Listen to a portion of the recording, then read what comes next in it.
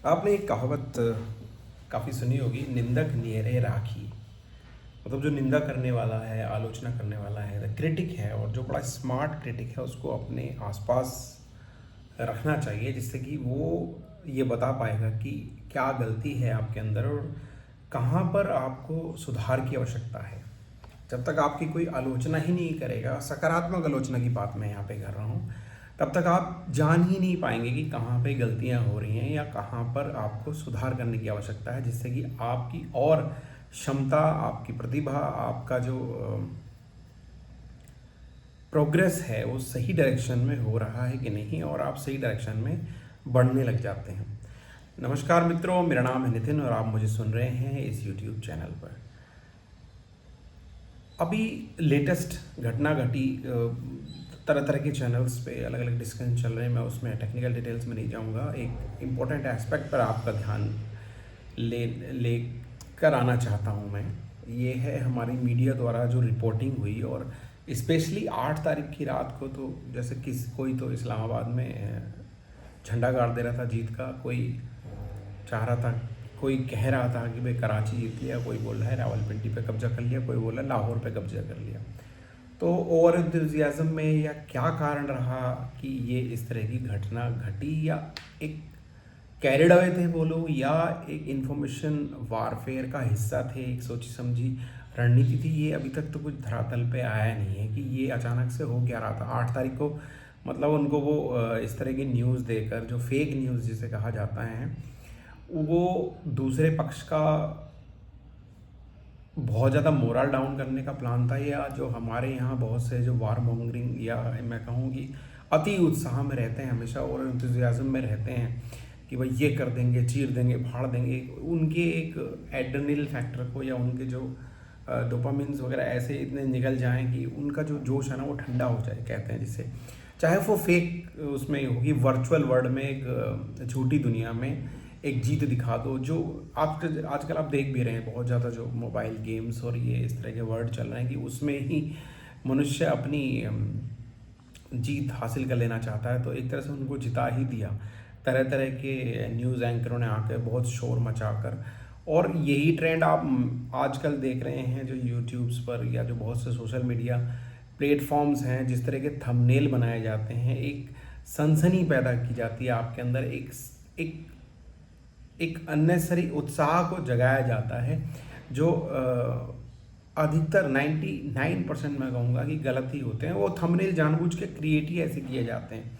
तो एक दो बार जैसे मैं अभी वीडियो बना रहा था तो मैं सोचा कि थंबनेल बनाऊं, फिर मैंने कहा छोड़ो, मेन कंटेंट क्या है। मेन कंटेंट ये कि मैं उसके अंदर क्या बात करूँगा।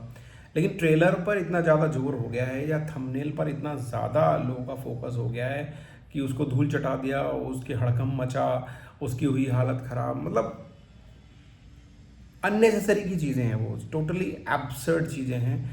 तो क्या कोई ब्रॉडकास्टिंग एजेंसी, जो हमारी जो भी इंडिपेंडेंट ऑर्गेनाइजेशंस हैं, या सरकार तो क्या कहेगी, क्योंकि सरकार के फेवर में वो बोले जा रहे थे बहुत ज़्यादा, तो क्या उनके खिलाफ कोई एक्शन लिया जाएगा या नहीं, या लेना चाहिए? ज़रूर लेना चाहिए। कोई ना कोई इंडिपेंडेंट ब्रॉडकास्टिंग एजेंसी जो रेगुलेटरी हैं उनको, मतलब इस तरह से तो कुछ कुछ भी कभी भी कोई भी कुछ भी दिखाने लग जाएगा।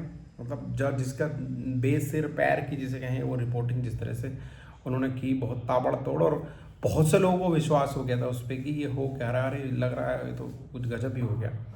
क्योंकि आजकल हालांकि इतना आसान नहीं है।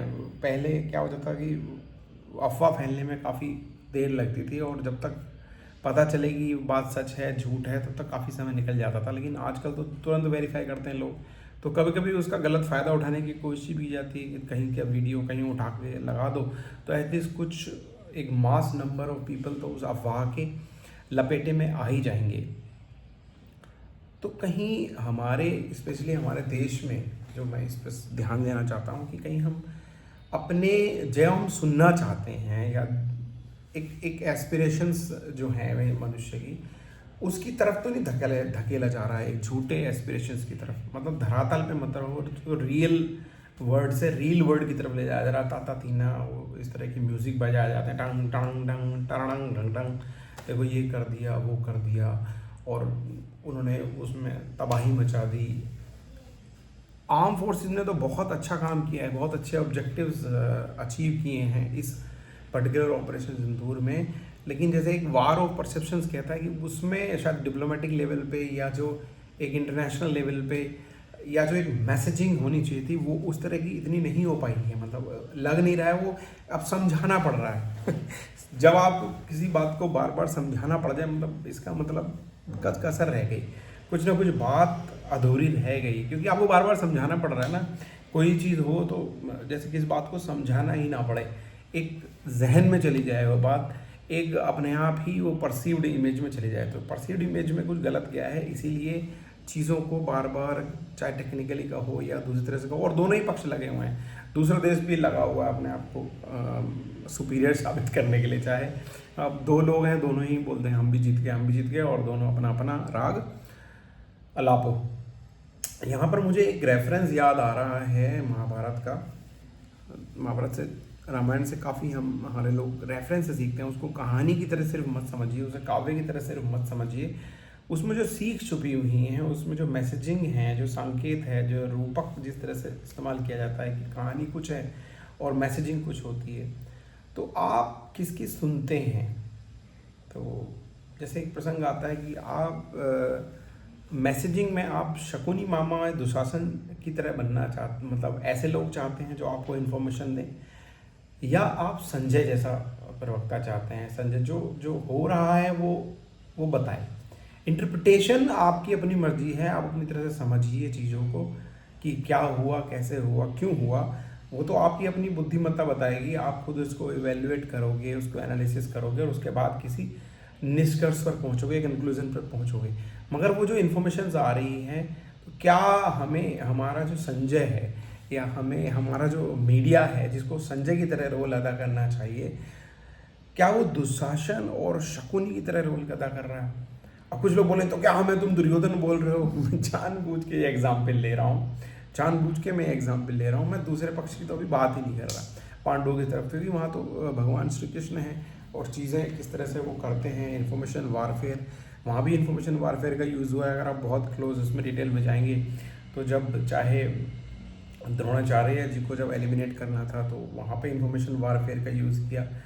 अगर आप समझ गए तो कमेंट बॉक्स में लिखिएगा कि द्रोणाचार्य को किस तरह से इन्फॉर्मेशन वारफेयर का इस्तेमाल करके हराया गया था, किस तरह से उनको निशस्त्रीकरण की तरफ ले जाया गया था कि भाई वो अपने हथियार रख दें। ऐसे ही बहुत सारे इंसिडेंट्स मिलेंगे आपको अलग अलग। तो मैं अभी एक पक्ष की बात कह रहा हूँ, उसमें कोई अपने आप को दुर्योधन मत बनाइए, अपने आप को कोई ये मत समझिए, पर ये देखिए कि एक पर्टिकुलर जैसे है तरीका जो इन्फॉर्मेशन आपको आने का, क्या शकुनी मामा दुशासन की तरह से ही आपकी तरफ आ रही है कि बस वो आपके फेवर की बात करे, आपको बढ़ाई चढ़ाई की बात करे, भाई महाराज राजकुमार तुम आने वाले, ये तुम ये बन जाओगे, तुम विश्वगुरु बन जाओगे, तुम फला फला, तुम ठिकाना दिखाना, तुम तो तुम्हारे आगे कौन टिक पाएगा, तुम्हारा मुकाबला कौन कर पाएगा, इस तरह की बातें कर रहे हैं। या संजय की तरह एक न्यूट्रल काइंड ऑफ रिपोर्टिंग, कि भाई जो हो रहा है यथार्थ हमें बताओ, कि भाई हमें बताइए कि क्या चल रहा है वहाँ पे, और वो उसकी सही रिपोर्टिंग करे, उसका इंटरप्रिटेशन, उसको प्रोसेसिंग हम बाद में कर लेंगे।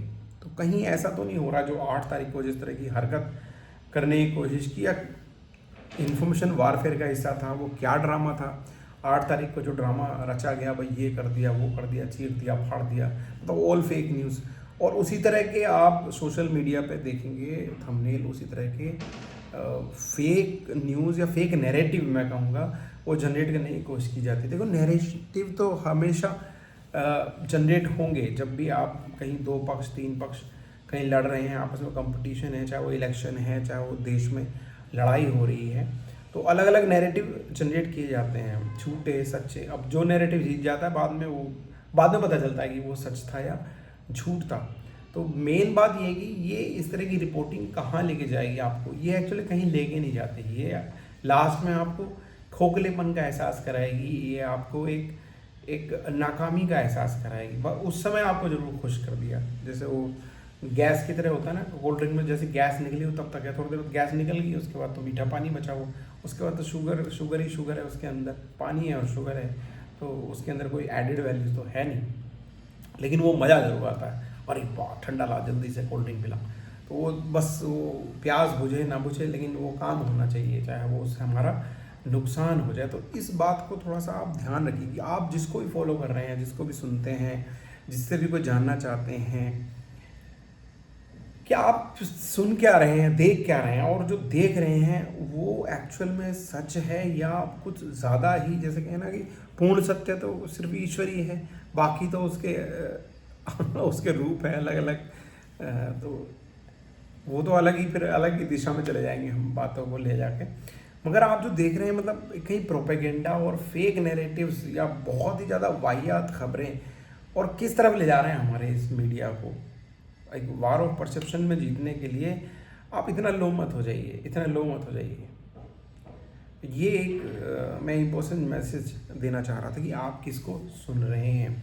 कहीं आपके जो मीडिया जिसको आप फॉलो कर रहे हैं, क्या वो आपको शकुनी या दुशासन की तरह आपके बड़ाई बड़ाई में ले गए, आपको कहीं गड्ढे की तरफ तो नहीं ले जा रहे, आपको बर्बादी की तरफ तो नहीं ले जा रहे, या आपको संजय की तरह करेक्ट रिपोर्टिंग आपको की जा रही है, सही इन्फॉर्मेशन आप तक पहुंचाई जा रही है, जिससे कि आप उस पर सही निर्णय ले सकें। क्योंकि जिस तरह का ये वाक़या हुआ ना 8 तारीख को, तो बहुत ही अजीबोगरीब एक्सपीरियंस था। इस पर हम और बातें करेंगे, अभी और भी कई बातें करनी है कि भाई वार ऑफ परसेप्शंस में कौन हारा, कौन जीता, या आगे क्या करना चाहिए। तो आशा करता हूँ ये छोटा सा मैसेज आपको समझ में आया होगा। उसके बाद फिर बातें करेंगे, फिर मिलेंगे इसी चैनल पर। नमस्कार।